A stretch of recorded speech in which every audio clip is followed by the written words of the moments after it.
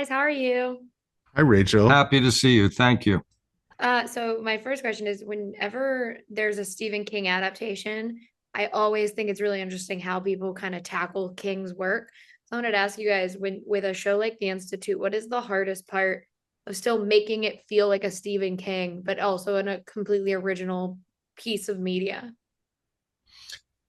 You want to start with that and I'll Sure. add? Uh, so, look, I think it's always a challenge to adapt Stephen King in particular, which is funny because obviously he's adapted more than anybody else. But, for me, so much of the pleasure of King's writing is the access he gives you to the deepest, darkest, innermost secrets of his characters, right? I mean, he gives you access to their desires that they aren't sharing with anybody. And the real challenge is figuring out a way to make those things external so they'll read on screen. So without narration. Without narration, the of course. you. Yes. And that is, I think that is the big challenge of King. The big challenge here also was to figure out a way to integrate what are, at least for, hundreds and hundreds of pages of the book, two separate stories, right? I mean, the Ben Barnes character in the book is 1,000 miles away from the Institute and really has no awareness that it exists or what's going on there until, spoiler alert, until the Luke character comes together with him and then sort of downloads what's been happening. So a real challenge to kind of break in the season was to figure out, well, what can that Ben Barnes character be doing for the first several episodes of the season that is putting him on the case of the Institute and something's wrong there, but also never putting him in the position of an action hero who's riding to the rescue and saving these kids, because it's very important to Jack and me and Steven that the kids save themselves. I mean, that's part of the pleasure of the book, and it's something that we've obviously preserved in the show. Yeah, and when I first got the galleys, the Parkland school massacre tragically happened a year or so before. And when I saw those kids, the survivors, become this political force and unify and stand up against adults and the NRA and stand up against local politicians and say, you all screwed up. We know how to fix this. Get out of our way. And for me, it was like they were saying, children shall inherit the earth, but first they have to save themselves. And I think that very much speaks to the world we're in now. And Ben and I are big believers in that, in the world, and in the fact that that's very much the heart and soul of the show. Yeah, I 100% agree. For a last quick thing, I want to ask, I love that this is the year of weirder Stephen King stories getting adapted, because it's The Life of Chuck, Running Man, and this. I was like, we're not getting a Salem's Lot this year. But for you, how exciting is it that might be someone's introduction to the institution as a story, and what do you hope they get out of it? Well, that's interesting you say that, because I would hope that makes me think about a younger audience, or younger readers, because so many of us adults have been reading Stephen for years. I would hope that this is their entry into, oh my God, I'm in this world, and caring about these kids and rooting for these kids and wanting to hang out with these kids, even though I don't want to go to the Institute. None of us would ever want to be there for a minute, but if I had to be at a place like that, I sure would like to hang out with those guys and figure a way to survive.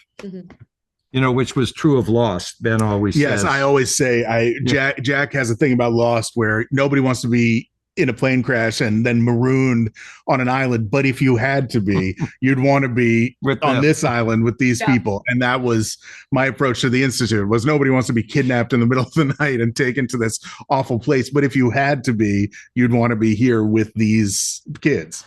And, so much of good storytelling and episodic is good storytelling to bring an audience back and have a story stretch out and not just be 110 minutes of a movie, which God knows there are so many brilliant ones that are always made. But I think that part of it has to do with characters we relate to and the what if question. What if that was me? You can ask that people talk about From. You know, From is a world. If I saw a tree in the road and ended up in From, I don't know how long I'd survive. Even though I helped make the show, I mean, I don't know that I'd ever survive there. And I felt that way about Lost, and I certainly, the Institute's the same thing. But if you relate to the characters, you put yourself in as a viewer and go, oh my God, this is so scary and awful and whatever. But victory occurs, it builds at the end. Mhm. Survival. They beat the dragon. Spoiler alert. Listen, it's in the book. Just read Yeah, it. there you go. Yeah, exactly. Well, thank you guys for talking with me. I really appreciate it, and I can't wait for everyone to get to see the Institute. Well, thank you. Us too. Yeah. Well, Thank you. you. Thank you. Hi, Hey, guys. Rachel. Thank you. Hiya. Right. So to start, I wanted to ask you guys, I love Stephen King adaptations, but what is great about this year is we're doing adaptations of stories that people maybe didn't engage with prior to this. What for you is the joy about bringing a story like The Institution to life when it is not one of those Stephen King stories that people kind of know right off the back of their hand? Hmm. I think probably we have kind of a shared experience with people in that regard, because when you learn about that you're going to be up for a role in something, you can go straight to this book and you can kind of devour it, and because you don't know where it's going or what's going to happen, there's that inbuilt kind of tension, and because it's Stephen King, who has been adapted so many times so successfully, and I've loved so many of his films, from Shawshank to The Green Mile to Stand By Me to The Running Man to all of these different kind of genres as well. That there will be a payoff, and so it's kind of exciting to see what that is. Characters are going to come together and connect. There's going to be kind of like a sort of anti-authority, anti-establishment kind of fight for truth, and kind of knowing those things are coming is comforting, but he definitely throws some pretty dark stuff at you in the meantime to make you feel uncomfortable. And so I think it's you kind of have faith in Stephen King to pull it off for you. Yeah. And Joe, I wanted to ask, the kids in this show get to be part of their own revolution. And I think that's always very fun. And Stephen King loves to do it.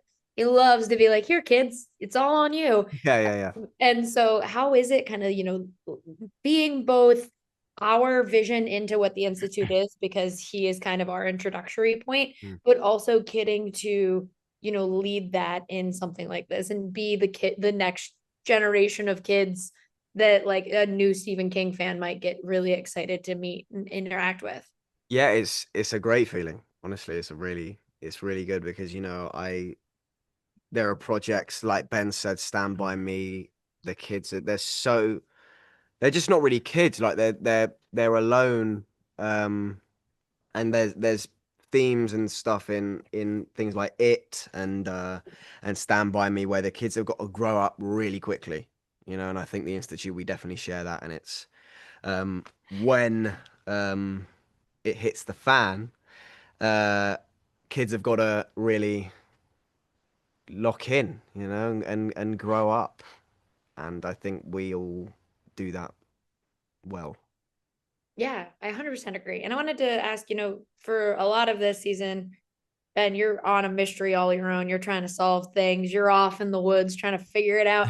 How is it when you guys see the final project, when it is so separated and they are two kind of storylines working together to tell one story? Sometimes I feel like I've spent my whole career just off in the woods trying to figure something out. That's the amount of days of filming I've spent in the woods is unfathomable. I bet I could win some kind of Guinness World Record for most acting in woods. Yeah, it's so rewarding. I mean, I knew from the read-throughs and from the few set visits I did near the beginning that Joe was going to be extraordinary in this part, and I know from reading the book and the scripts that this kind of like juvie Shawshank, wanting these kids so desperately to break out of this horrible situation that's so unfair that they get unjust that they get stuck in. I was rooting for them just as a reader, let alone as the character who then is supposed to come out and be a support to them. Mm-hmm. So, yeah, it's really rewarding to see Tim's kind of lonely, stoic world. I'm just trying to sort of build that character and find ways for his kind of fire for justice to be reignited in his life. And I'm telling this kind of quite psychological story about this man's development, really. Yeah. And then to see how it really fits in and how much it has in common with Luke and how it really fits in and what they can become to each other and all of that, to see that charted as you watch the episodes is really cool. Yeah. Yeah, 100. I agree. I can't wait for everyone to get to see the Institute. I think they're going to love it a lot. And thank you guys so much for talking with me today. I really appreciate it. Thanks, Thank Rico. you. Cheers.